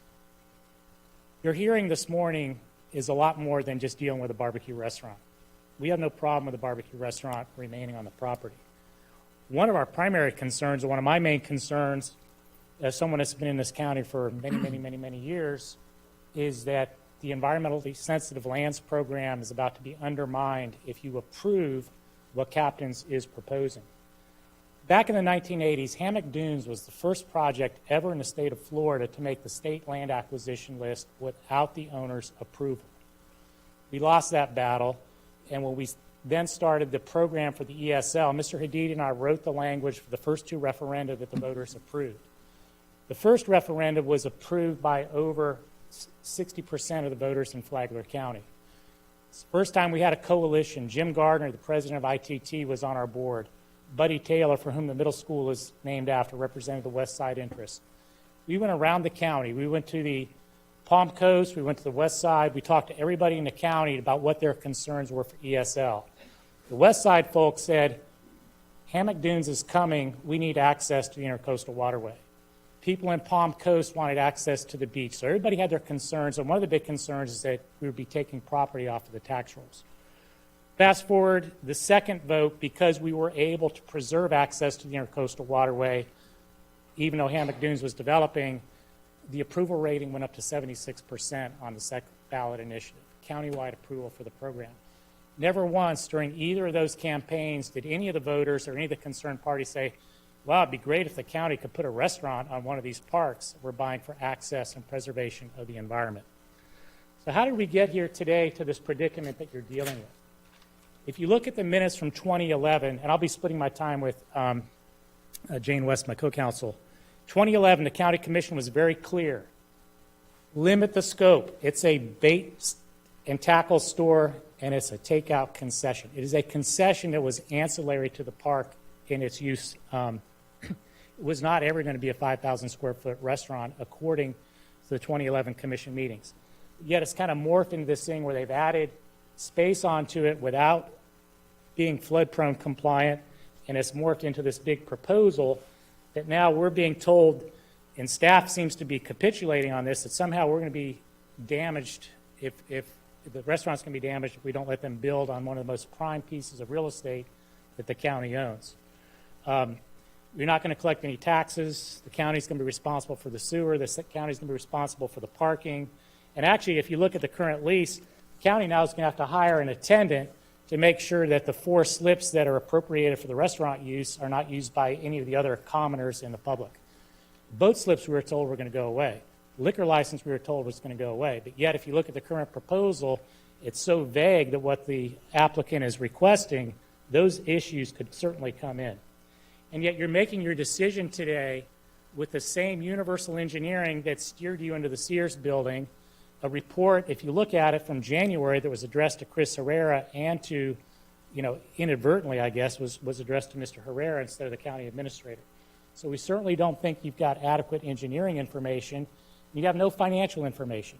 You don't have one piece of information to say, well, if we don't let them go to 5,000 square feet on the best piece of property that the county owns, that we're going to be subject to damages. The lease also doesn't, if you look at the current proposal, county has to provide manpower for construction. County is responsible for getting all the permits for the docks, septic, parking. There's no business interruption damages required for the tenant. It's all on the county's responsibility to redo the building and be liable for any damages. And the owners reserve the right to come after any damages that they've incurred, perceived damages that they've incurred. So as we sit here today, again, I don't have a staff report to respond to. I have no idea what staff's going to recommend. I have a pretty good idea what they're going to recommend. But our proposal is to have the county build a restaurant, keep it at 100 seats, put it in a location that's on our Exhibit 1 to our proposal. It's not directly on the head of the peninsula. That's where the pavilion would go. Put the restaurant, limited size and scope, again, under industry standards, 100 seating capacity is fine. No docks, no liquor license. One of the other concerns we have in the owner's proposal is that any modifications would be made by currently be Ms. Petito. Nothing against Ms. Petito. I've worked with her on other conflict issues at Bing's before, but I think that it's important that the county administrator, because this is such a visible project, that it be done by the county administrator and not the general services director. So that's our position. Again, I'm concerned that if you look at the application from the developer, it's gone back from where they were before. They've added the boat slips. Looks like they've added the liquor license, and they're saying it's non-negotiable. We don't think that's adequate. Thank you. Thank you, Mr. Bayer. Folks, please. Thank you. I really appreciate us. Mr. Chairman? Yes, sir. Just to set the record straight, we have had numerous meetings with the Community Association. We have always stated that we were going to have these proposals come directly through you. There is no staff report because this has been reported many, many times. It's time for a decision, and we won't have a recommendation. We will answer your questions. We'll tell you what is feasible or not feasible, but there is no staff report because there will be no staff recommendation. Go ahead, Mr. Hadid. And I might make the statement that it was made clear to each of those parties that we would not be recommending, that what they submitted was simply going to be passed through from us to your agenda without any alteration of whatever they might have submitted. Now, we also said, if you want to engage us, that is Mr. Cameron and myself, about your proposal, you may. I know that Mr. Cameron personally met with the Hammock Community Association leadership subsequent to their submittal last Tuesday of their position. I was not present. I know he's had discussions with their council. I was not a part of those calls, not a problem. I know that Captains has had discussions with them, and I myself, the representatives of the Hammock Community Association, did not contact me at all from Wednesday to now relative to what their position is or what they might want to change or questions. Now, that was not the case with Captains. We have had extensive, as Mr. Cameron has stated, extensive discussions about the content of their proposal and what we might deem to not be acceptable. Thank you. Just in rebuttal, and they shouldn't count against my 10 minutes, we've not seen any marked up version of the lease or the agreement that staff apparently has worked on. We have been in communication with staff since Wednesday, and kind of the strange thing about this process is after we met with the county attorney and we'd worked out the process for today, and by the way, your agenda says we have 15 minutes, but I guess it's down to 10. It was discussed that we were told that if we didn't submit something by Tuesday, that we'd only have 3 minutes today. And again, completely different than our prior conversations with staff. And I know this has been a very volatile issue, but it's been an issue that repeatedly has come before this commission, either pulled from the agenda at the very last minute. The one time I think was on a Saturday and it was supposed to come up on Monday.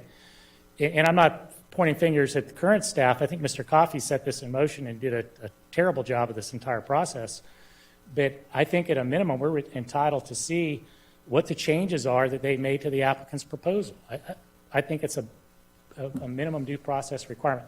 One final point, and you can count this against my 10 minutes, is that I understand Mr. Cameron's concern with the county building a 100-seat or any other type of restaurant with our proposal is that it would require taxpayers' dollars.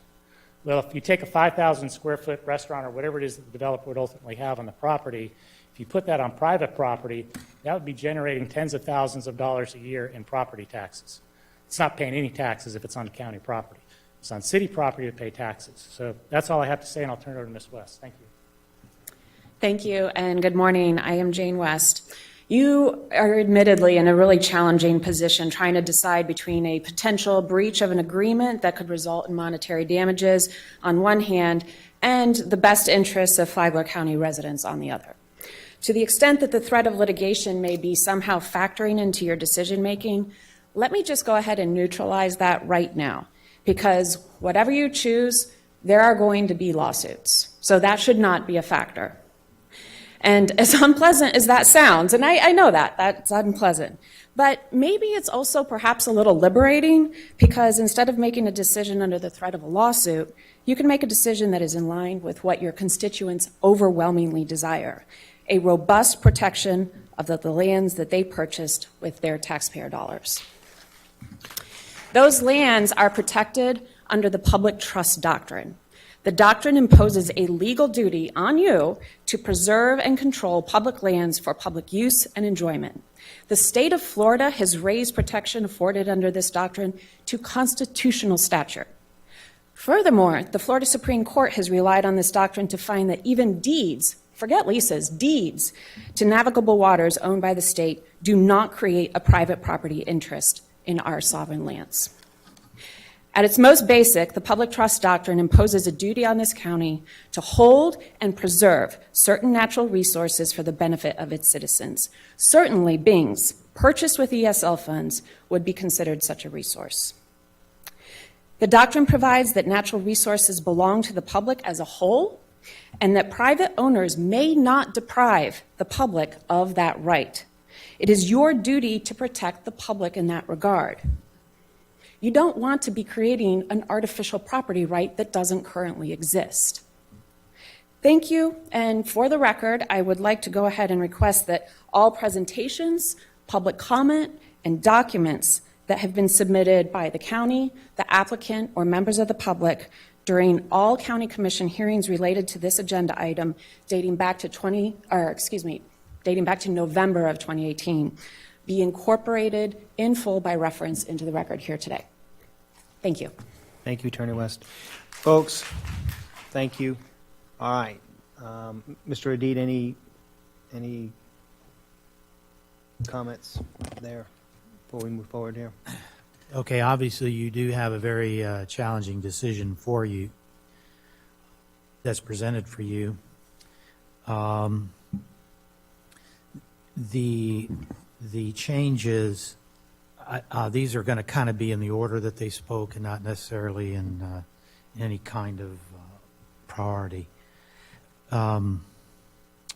With respect to the reference to the General Services Director, I do recall seeing that in the lease, and I didn't make any change to that, and that is probably, not probably, it is because I view whenever there's a designation of a county department head that takes the responsibility that they're not going to act without consultation and approval of the county administrator.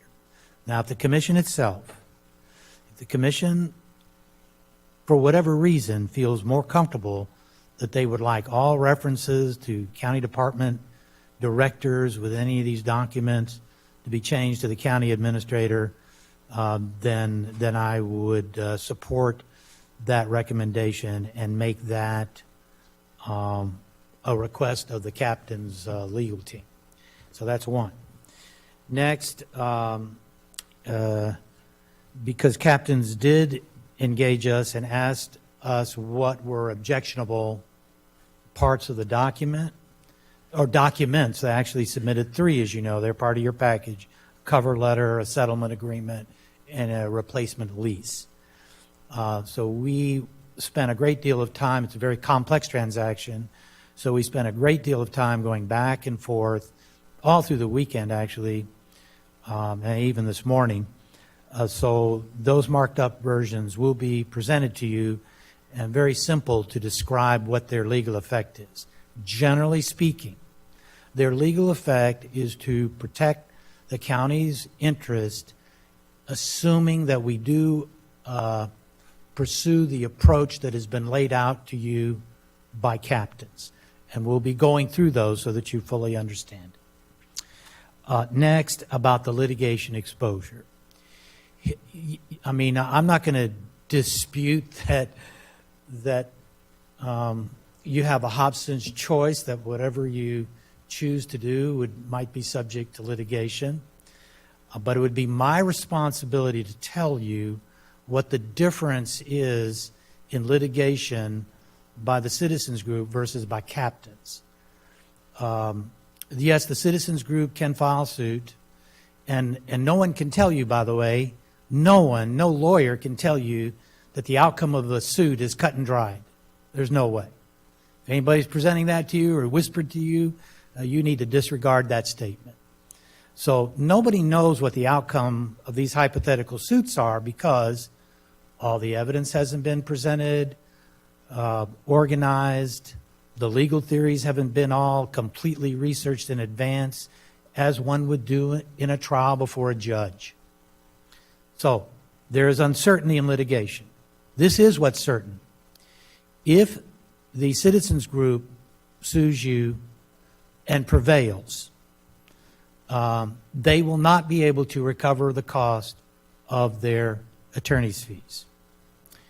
If captains sues you and prevails, they will be able to recover their attorney's costs and all of the fees they spent in the litigation, including experts, etc.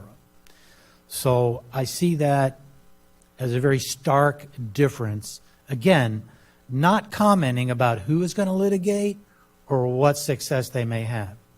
Regardless of your decision, you should be assured that our office is going to defend that position, whichever position you take. We're going to do our best in the course of this proceeding to make sure that there are not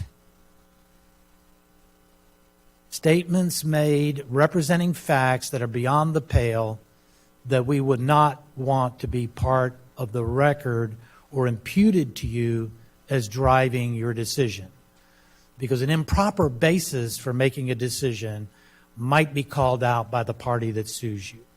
So we're going to try to, as best we can, just as Mr. Cameron just did. If Mr. Cameron, I'll give you an example of that. If Mr. Cameron hadn't said, look, we told the parties that we were going to make no recommendations. Remember, there was an assertion that this was a due process violation, that the staff did not make a recommendation. So it was very important for him to correct the record, so if this were to go to a judge, that could not be argued against you, because it's made very clear. Okay, so that's my... The discussion about the public trust doctrine has been my final comment. You know, whether the citizens, whoever, whether they like it or not, we're not dealing with a situation that doesn't have already legal ramifications on it. I mean, there is a present lease that goes to 2026. There was a lease that was approved in November 2018, which the board voted essentially to suspend and re-examine the situation. So we have those, and that changes the whole color of what you might be able to do. It's something you have to take into account. Again, I'm not siding with either party. We're making no recommendation. We're going to comment to you where we think you need to know about implications, and obviously we'll address any questions you have. Thank you. Ms. Livingston. Good morning. Jay Livingston here on behalf of Captain's Barbecue. I don't think I'll need the full 10 minutes, but just wanted to give you a kind of a summary of what we've proposed. We've been working on this now, notwithstanding what we did last year, for over 6 months. And as you know, we started out with a lease that was approved in 2018 that called for a 150-seat restaurant, and a number of other issues that were raised, objections, comments, and we took those to heart. And through the process, we have now scaled back the request to replacing the building in a location that doesn't have any environmentally sensitive components in terms of the land itself. Obviously, the park was obtained by ESL funds. Nobody's objecting to that fact. But we've chosen a location that minimizes or negates any damage to trees or need to remove trees. We're going to build a building on pilings because it's required because of the geotech that we've had done on that area. That just has to be built that way, which is going to minimize the impact. It's going to be substantially the same footprint of the inside and outside uses that currently exist there on a square footage basis. It's going to be limited by the existing septic system, and there is no request nor requirement that that be upgraded. There's no request or requirement that the sewer line be extended to expand the seating capacity beyond what is currently allowed, and that is 98 seats, which is 2 less than what the county had previously approved, but is within what is currently there. Is what Captain's is using. We are moving the location from its current location, which is failing, to a better location. It's pushed to the side, opens up views, is not going to impact any trees, and is not going to require any kind of major overhaul to the park septic. It's not going to require the addition of any new parking because it's going to be the same exact use that we have now. In a new building, it's not going to have any of the problems. It's going to be built exclusively with Captain's funds.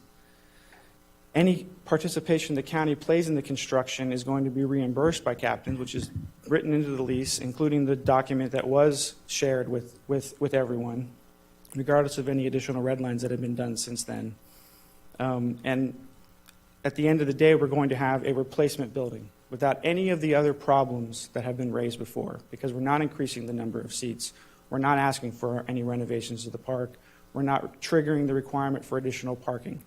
So we took to heart all of the comments, and we came back and we gave what we believed was exactly what not only the commission wanted, but was in response to what the public was objecting to. All on the Captain's dime, So there will be no cost to the county, which raises a significant concern by many of the commissioners, understandably so. And again, to avoid the need to get into the complexities of what the 2018 lease amendment means, what the legal rights are, we've presented you a settlement agreement that allows us to pursue the site plan process, pursue the design process. That will all be done in the sunshine through the normal procedures. And if we can get this building approved and commence construction and occupy it, then all of the liability from everything that's happened from the original 2011 lease to the 2018 amendment and after goes away. So in our mind, it is a great compromise in order to get us past this issue with minimal disruption to the park and with none of the major concerns that were raised related to parking, septic, the liquor license. The liquor license was mentioned earlier. We're not expanding the seating, nor can we by law because of the septic system. There is no sewer line available, so that can't be expanded. We are bound by a statutory provision that says anything less than 150 seats cannot get a special SRX license. So there's nothing in the new lease that says anything except Captain's is permitted to apply for a beverage license at its new location. That's all that it says. The beverage license will be determined by state law, and unless the statute is being changed, which I haven't heard any indication that's happening in Tallahassee at the session that's now over, we are limited by that constraint and by the septic system. The new location is ideal, especially in light of it being Bing's Landing, because it is a peninsula that was created with fill to accommodate the basin. So and if you look at the archaeological survey, it is outside the grids that was laid out by the archaeologists. There are no archaeological concerns, which exist not only at the current location, if it's rebuilt, because that's never been properly excavated and surveyed because of the building that was there, but also the proposed location of the 2018 amendment. So we've taken that issue out of the equation.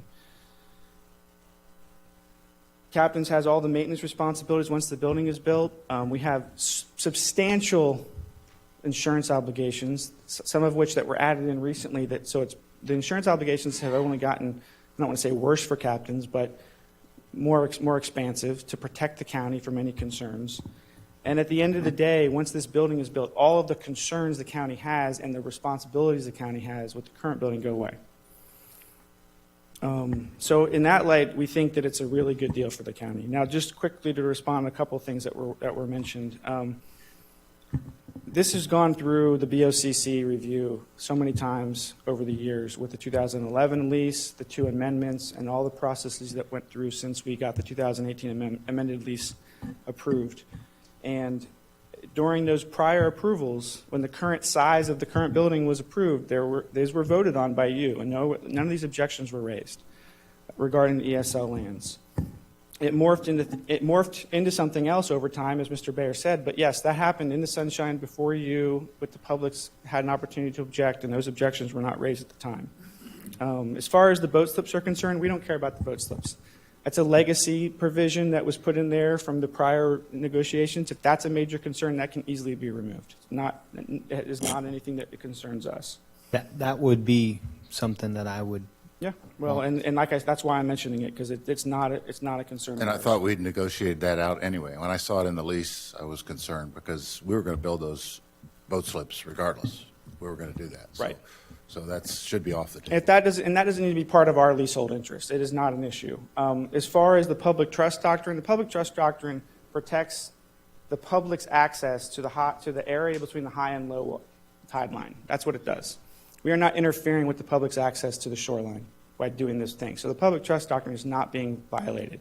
You guys have had an extensive historical explanations of what the public trust doctrine is recently. You understand what it is. We are not interfering with that in any way.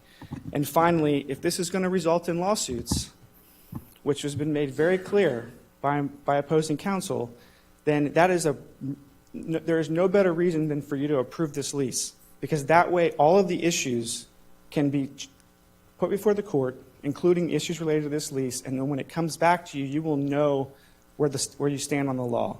So if there's any reason that was given to approve this, it's the threat of a lawsuit, because that way all of the issues will be before the court. And with that, I'll reserve the remaining time to respond to any questions. Questions, Commissioners? I've got quite a bit I want to state before I make a motion. Time to do that. Well, Commissioner, we... Includes questions. Well, we're not to motion time because we got to have public comment, Right, too. understand. I kind of like to make my statement before the public comment, but I don't have to. No, I think you have the right to do that. I think that's part of our process. My concern is, I wanted to know if we had any specific questions for Mr. Livingston right now. In my presentation, there will be some. Okay, all I right. can come back after with the remaining 2 minutes and respond to any specific questions if that would be better. That's fine. We're okay with the time on both sides. Okay. Okay. I guess before we do that, Commissioner, is it okay if I defer back to Mr. Hadid? Do you wish to clarify anything or correct anything here for us? Okay, again, not in priority, but just in the rank order that he talked about them. His comments about the limitation on the seating is correct. This was something that Mr. Cameron, over the course of time in negotiations, stated that he wanted the septic system, its capacity to serve, to be the limiting factor. He wanted, in other words, to switch to a performance objective, which would essentially incorporate the state permit by the Department of Health. And also, I guess, the associated agency, the Division of Restaurants, I don't remember the full title, Division of Restaurants and Hotels. So he wanted that system to govern seating capacity rather than our attempting to articulate it in a formula or a number, et cetera. So that was an approach that we made very clear to both sides. And it is something that legally I obviously support because we're using state law controls, and it helps us. And then they inspect so that we also have that means of validating it. We don't have the time. I mean, you know what is in front of us. There's no way that we have the time to assign a person to go over and count seats. I mean, that's just not what we should be doing. So that was a very important element. There was nothing in his description of their proposal that I found to be inaccurate. He did address the ESL issues. I want to bring the board back to a point that I previously made, but because it has become a central part of the debate today, I know you all remember my reference. I think I've read it out loud. I don't, I've had to deal with it a number of times. The provision that I added in the 2011 lease, Section 2. Section 2, after the first section that says there's a lease. It identifies Bing's as a unique property and identifies all the attributes of it, National Scenic Byway, National Register of Historic Places. One of the reasons that was placed in there was so that the Board of County Commissioners, whenever they acted on these leases, or whatever they may have been, they were told by their legal department, these are the implications of what you're doing. So in 2011, speaking for that board, that was before them, and they approved that 2011 plan, understanding that that essentially was the articulation, not just of the ESL program, but the county's historic preservation program, its national byway program, et cetera, et cetera, et cetera. That provision has stayed all the way through, up and including to the November 18, 2018 lease that was approved. You will note that it continues in the present lease. So it is there partly for the board to understand that its decision has implications. Now you get to judge that. It's not for me to judge at all. It's for me to point out. Now, I was trying to follow the boat slip dialogue, and I'm sorry because some of maybe the mic didn't pick it up. This is more an inquiry. I didn't know what to do with that provision when I saw it. I made a minor change. There was a reference to parking. I put the word boat in front of the word parking to make sure that people understood what it meant. But if the board is desirous of striking that, which I don't know whether you are or not, I want to tell you that it is not any issue with Mr. Cameron or myself. All right? And I don't know what you want to do. You haven't voted yet. But I want to let you know that we don't consider that a material part of the transaction. Some of the changes, and I don't mean to, we'll go over them, but I'll just give you one example. I'll give you a couple examples. Security deposit. I don't know if you remember this. It's been in all the leases since the beginning. $1,000 security deposit. Obviously, if the board were to approve a new lease, they're getting a new location, very substantial investment, and we gave them a 5-year period where it would be a flat rental rate without any cost of living or without any cost adjustment. And so I believed that after 5 years in their new location, that they would be financially stable and successful, they should be, and that they could afford a security deposit commensurate with the value of that lease. Because, that's the lever that a landlord has with a tenant, is that security deposit. And so the lease was altered that at the end of that 5-year period, they have to increase their security deposit to $4,000, which is the presumed rental amount without discounts for their investment. Here's another. So that's one. Another is that they had a lot of language in their settlement agreement that really put us in an awkward position. They were just being good lawyers for their client. I don't criticize their presentation, actually, of any of the materials. They were just being good lawyers for their client. So I rolled back some of that language in there because I felt like it was creating admissions. It was a little bit of posturing. And so I rolled back those provisions. You will see that. Finally, and I'm just picking ones that just pop into my mind where I put a lot of effort into the insurance language. I had the opportunity to consult with the individual from PGIT who handles our insurance, person who's assigned to us, and went over that, and he gave me some very valuable provisions that they recommend for their insureds to use, meaning us, we're an insured of theirs. And so I incorporated those. So when you see that insurance provision, you'll see very substantial changes, track changes in that provision. So that's another example. But other than that, unless the board has a question or a comment, I don't have any other reaction to Mr. Livingston's presentation. Okay, so Commissioners, this is our discussion time. So Commissioner Sullivan, I'm recognizing you first. Mr. Chairman, I do have some comments on this, and I'd like to say that, like everybody here, we're trying to keep the Captain's Barbecue Restaurant open in the location, but there continue to be some problems that I have to bring up.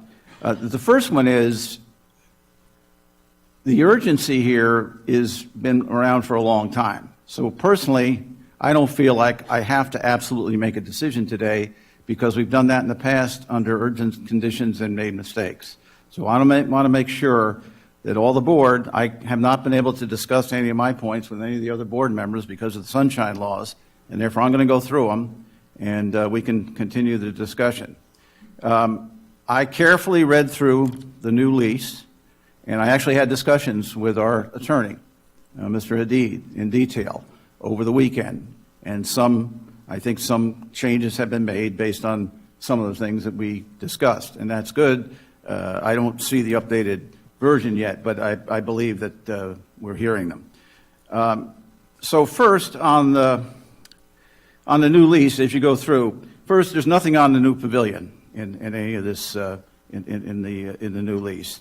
The sewer line that we were going to have this big deal and connected into Hammock Dunes and all that is totally gone. So we're back to the septic tank as was discussed and the current capacity. That septic system, although it's still working, is near the end of its lifetime.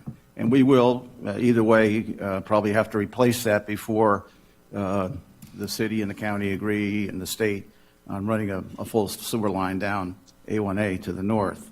So the sewer line, yes, is out. We're going to use the current septic system, but the septic system is near the end of its life, and we will have to pay to replace that at some point, maybe not this year. I did go out to Captain's Restaurant for breakfast Sunday morning. Good breakfast. I enjoyed it. But then I did a careful look at the peninsula. And I'm sure the rest of you have done this, and I know it's going to be boring for you to hear this, but I carefully walked around the entire peninsula. Number one, we were told there's a break in the seawall. No, there's no break in the seawall. The seawall is broken. It is totally inadequate at this time. The entire length is corrupted. It is of no use other than to injure some little child who happens to fall on top of it. The other thing that's on the peninsula that I think people should know, there's a noticeable sinking in the middle of it right now, and the access to the southern part of the park. Does everybody understand? There's like a canal that comes in as you look out towards the intercoastal to the left side. And there's an old structure, it's a heavy-duty structure that's been broken. So there's no access from that peninsula now that there was in the past to the south side of the park. Now, the problem with those two items is I have a hard time approving anything until we're sure that peninsula is capable of actually supporting a structure without first reconstructing the seawall and making a decision to permanently remove the south entrance. If you want to have an entrance to the south side of the park, you're going to have to reestablish that. That will interfere with where you can put the restaurant because you'll want some kind of sidewalk going there to do that. So that's number one. The liquor license is back in the deal, and I agree. If you don't have 150 seats, you can't get a state liquor license. By the way, you can buy one. It is possible with even less than 100 people or less. You can buy a liquor license with someone else who has one and is willing to sell it. So, like it or not, there's still a possibility there. Okay. The support documentation to prove current building cannot be used cannot be used. It's just a short paragraph, and I'm not saying anybody is lying about that or anything else, but in the document itself, it doesn't reference a document that I can read or anything like that, and I'm sure the building is hurting. But if you read the lease, the new building will have from the time they start construction up to 3 years with extensions to be building the building. So are we saying by this lease that you can continue to operate in the current facility for 3 years? Now, that seems to me a problem if the building is falling apart and shouldn't be used at all. How can we sign this lease and then give the owners the possibility of up to 3 years of using the current location where it is now? So it seems to me there's a contradiction there. Eventually, we'll have to pay for the cost of demolishing the current building. That may involve some environmental issues, and there is a cost to the county on that.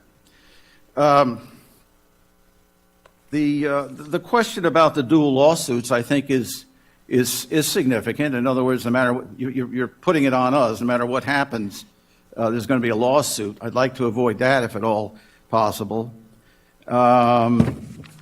And my final question, and this I think can be answered easily.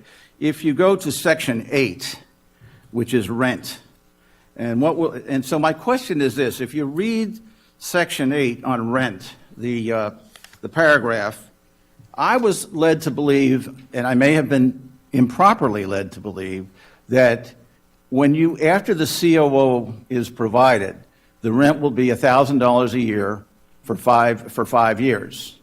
And then thereafter, it says the rent will continue. I mean, the way I read Section 8 right now, it basically says, even though the rent should be $4,000, it reads, thereafter, the amount of the $1,000 monthly rent payment will be adjusted annually by up to 3%. I don't think that's correct. I'd say thereafter, the 5-year point from the COO, the 6th year, the rent should be $4,000 a year.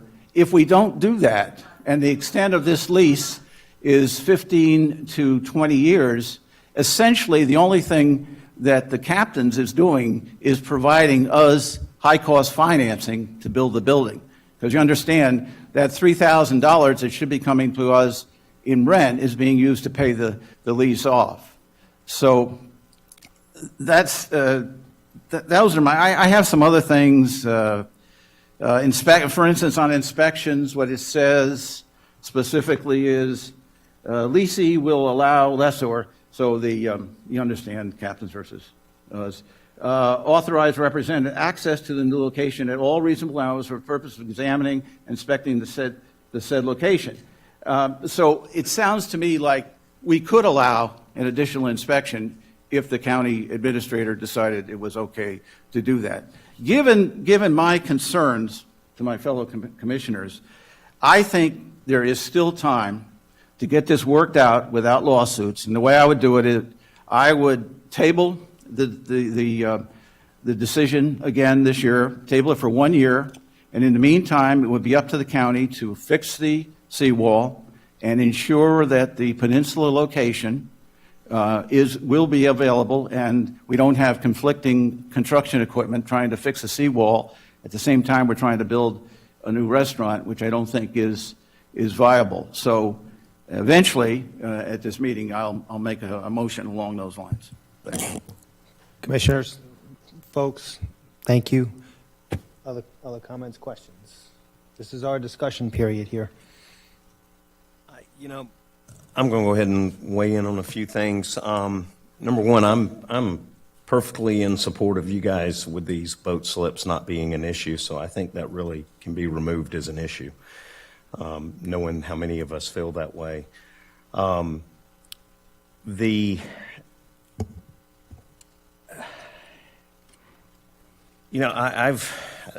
This whole thing has just baffled me, how we've got this up here.